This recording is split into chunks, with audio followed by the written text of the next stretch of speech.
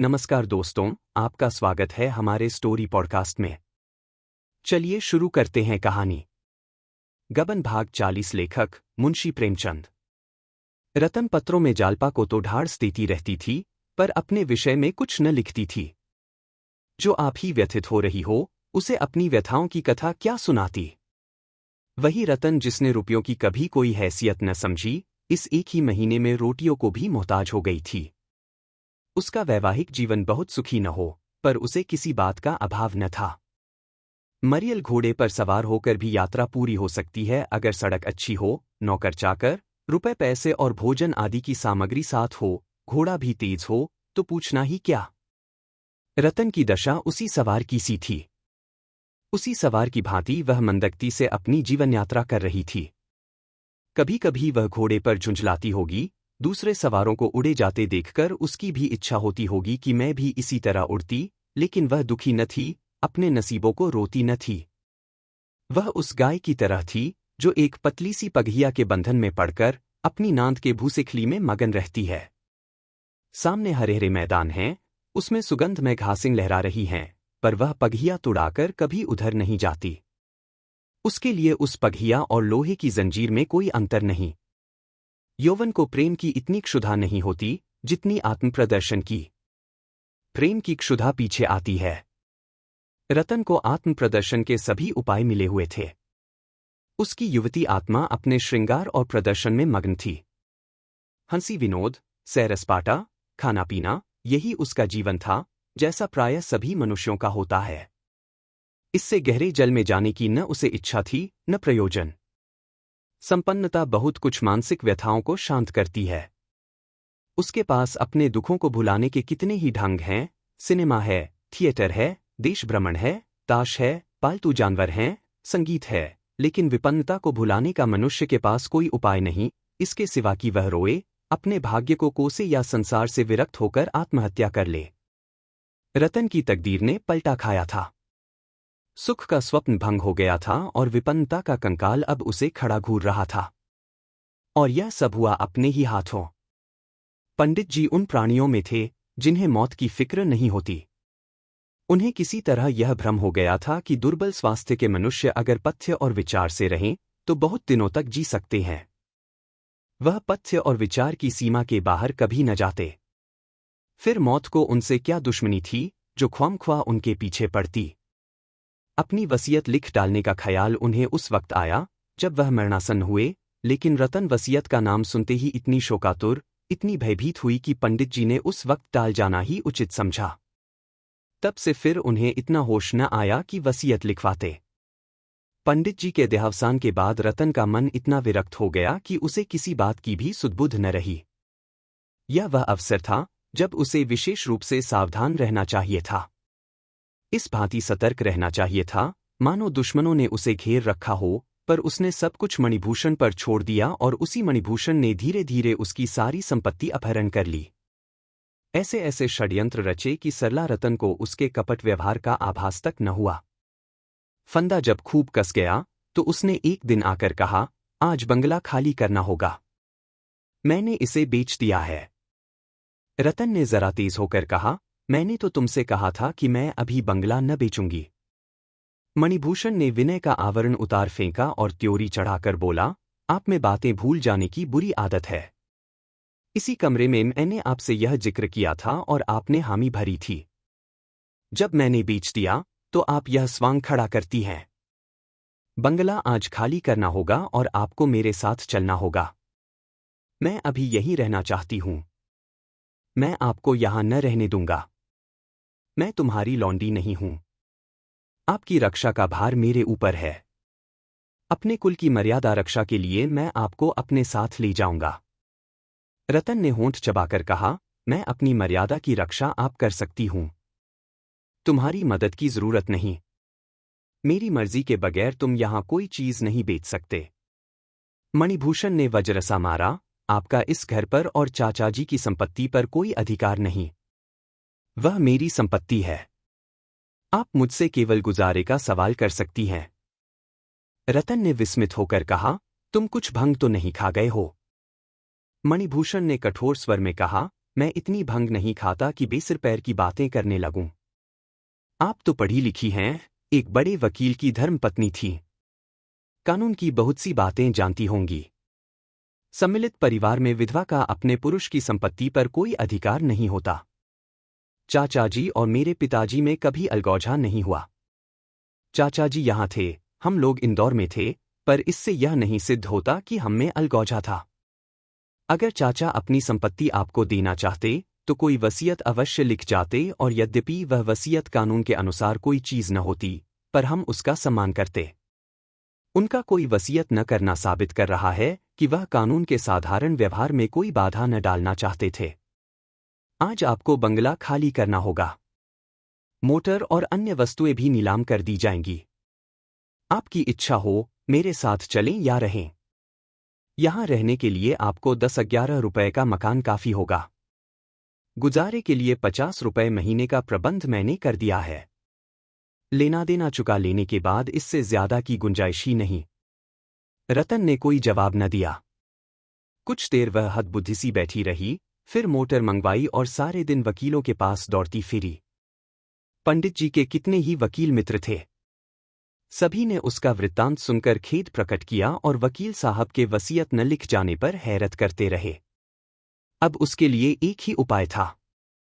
वह यह सिद्ध करने की चेष्टा करे कि वकील साहब और उनके भाई में अलहदगी हो गई थी। अगर यह सिद्ध हो गया, और सिद्ध हो जाना बिल्कुल आसान था, तो रतन उस संपत्ति की स्वामिनी हो जाएगी। अगर वह यह सिद्ध न कर सकी तो उसके लिए कोई चारा न था। अभागिनी रतन लौट आई। उसने निश्चय किया, जो कुछ मेरा नहीं है उसे लेने के लिए मैं झूठ का आश्रय न लूंगी, किसी तरह नहीं। मगर ऐसा कानून बनाया किसने? क्या स्त्री इतनी नीच, इतनी तुच्छ, इतनी नगण्य है? क्यों? दिन भर रतन चिंता में डूबी, मौन बैठी रही। इतने दिनों वह अपने को इस घर की स्वामिनी समझती रही।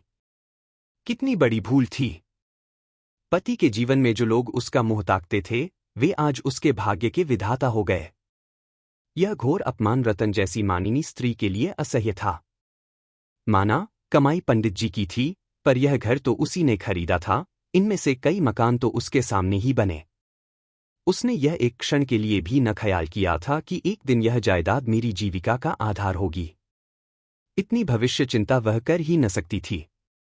उसे इस जायदाद के खरीदने में, उसे संवारने और सजाने में वही आनंद आता था जो माता अपनी संतान को फलते फूलते देखकर पाती है। उसमें स्वार्थ का भाव न था, केवल अपनेपन का गर्व था, वही ममता थी। पर पति की आंखें बंद होते ही उसके पाले और गोद के खिलाए बालक भी उसकी गोद से छीन लिए गए। उसका उन पर कोई अधिकार नहीं। अगर वह जानती कि एक दिन यह कठिन समस्या उसके सामने आएगी, तो वह चाहे रुपए को लुटा देती या दान कर देती, पर संपत्ति की कील अपनी छाती पर न गाड़ती। पंडित जी की ऐसी कौन बहुत बड़ी आमदनी थी? क्या गर्मियों में वह शिमला न जा सकती थी? क्या 2-4 और नौकर न रखे जा सकते थे? अगर वह गहने ही बनवाती, तो एक एक मकान के मूल्य का एक एक गहना बनवा सकती थी, पर उसने इन बातों को कभी उचित सीमा से आगे न बढ़ने दिया। केवल यही स्वप्न देखने के लिए। यही स्वप्न। इसके सिवा और था ही क्या? जो कल उसका था, उसकी ओर आज आंखें उठाकर वह देख भी नहीं सकती। कितना महंगा था वह स्वप्न। हाँ, वह अब अनाथिनी थी। कल तक दूसरों को भीख देती थी, आज उसे खुद भीख मांगनी पड़ेगी। और कोई आश्रय नहीं। पहले भी वह अनाथिनी थी, केवल भ्रमवश अपने को स्वामिनी समझ रही थी। अब उस भ्रम का सहारा भी नहीं रहा। सहसा विचारों ने पलटा खाया। मैं क्यों अपने को अनाथिनी समझ रही हूं? क्यों दूसरों के द्वार पर भीख मांगूं? संसार में लाखों ही स्त्रियां मेहनतम जुदरी करके जीवन का निर्वाह करती हैं। क्या मैं कोई काम नहीं कर सकती? मैं कपड़ा क्या नहीं सी सकती? किसी चीज की छोटी मोटी दुकान नहीं रख सकती? लड़के भी पढ़ा सकती हूं। यही न होगा, लोग हंसेंगे, मगर मुझे उस हंसी की क्या परवाह। वह मेरी हंसी नहीं है, अपने समाज की हंसी है। शाम को द्वार पर कई ठेले वाले आ गए। मणिभूषण ने आकर कहा, चाची जी, आप जो जो चीजें कहें लदवाकर भिजवा दूं। मैंने एक मकान ठीक कर लिया है। रतन ने कहा, मुझे किसी चीज की जरूरत नहीं। न तुम मेरे लिए मकान लो। जिस चीज पर मेरा कोई अधिकार नहीं, वह मैं हाथ से भी नहीं छू सकती। मैं अपने घर से कुछ लेकर नहीं आई थी। उसी तरह लौट जाऊंगी। मणिभूषण ने लज्जित होकर कहा, आपका सब कुछ है, या आप कैसे कहती हैं कि आपका कोई अधिकार नहीं? आप वह मकान देख लें। 15 रुपया किराया है। मैं तो समझता हूं आपको कोई कष्ट न होगा। जो जो चीजें आप कहें, मैं वहां पहुंचा दूं। रतन ने व्यंग्यमय आंखों से देखकर कहा, तुमने 15 रुपए का मकान मेरे लिए व्यर्थ लिया। इतना बड़ा मकान लेकर मैं क्या करूंगी? मेरे लिए एक कोठरी काफी है, जो 2 रुपए में मिल जाएगी। सोने के लिए जमीन है ही। दया का बोझ सिर पर जितना कम हो, उतना ही अच्छा। मणिभूषण ने बड़े विनम्र भाव से कहा, आखिर आप चाहती क्या है? उसे कहिए तो। रतन उत्तेजित होकर बोली, मैं कुछ नहीं चाहती। मैं इस घर का एक तिनका भी अपने साथ न ले जाऊंगी। जिस चीज पर मेरा कोई अधिकार नहीं, वह मेरे लिए वैसी ही है जैसी किसी गैर आदमी की चीज। मैं दया की भिखारिणी न बनूंगी। तुम इन चीजों के अधिकारी हो, ले जाओ। मैं जरा भी बुरा नहीं मानती। दया की चीज न जबरदस्ती ली जा सकती है, न जबरदस्ती दी जा सकती है। संसार में हजारों विधवाएं हैं जो मेहनत मजूरी करके अपना निर्वाह कर रही हैं। मैं भी वैसे ही हूं।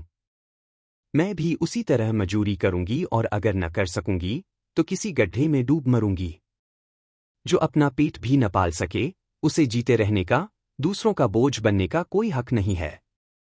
यह कहती हुई रतन घर से निकली और द्वार की ओर चली। मणिभूषण ने उसका रास्ता रोककर कहा, अगर आपकी इच्छा न हो तो मैं बंगला अभी न बेचूं। रतन ने जलती हुई आंखों से उसकी ओर देखा। उसका चेहरा तमतमाया हुआ था। आंसुओं के उमड़ते हुए वेग को रोककर बोली, मैंने कह दिया, इस घर की किसी चीज से मेरा नाता नहीं है। मैं किराए की लौंडी थी। लौंडी का घर से क्या संबंध है?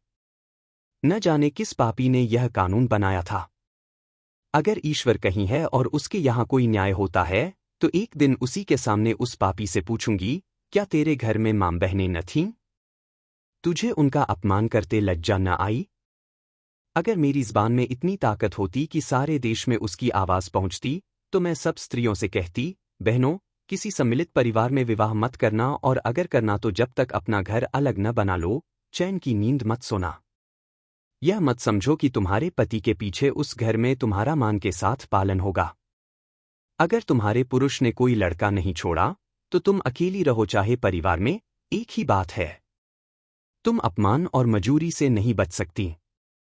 अगर तुम्हारे पुरुष ने कुछ छोड़ा है, तो अकेली रहकर तुम उसे भोग सकती हो, परिवार में रहकर तुम्हें उससे हाथ धोना पड़ेगा। परिवार तुम्हारे लिए फूलों की सेज नहीं, कांटों की शैया है, तुम्हारा पार लगाने वाली नौका नहीं, तुम्हें निगल जाने वाला जंतु।